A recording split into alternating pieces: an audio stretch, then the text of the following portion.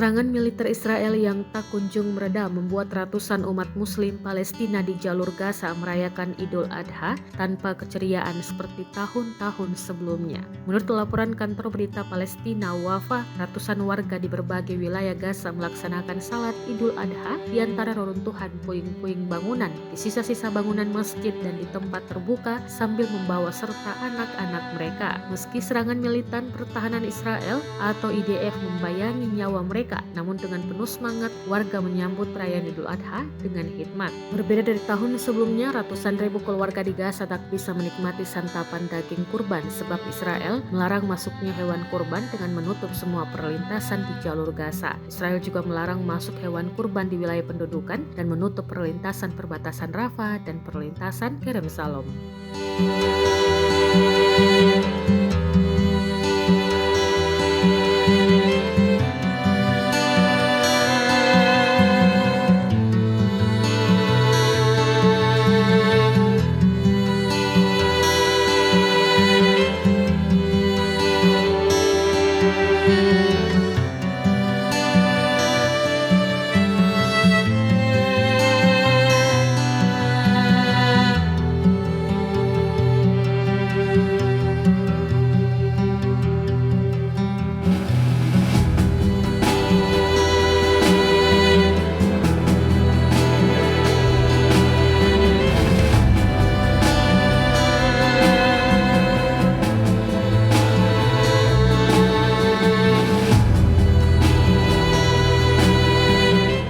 Download Tribun X sekarang, menghadirkan lokal menjadi Indonesia.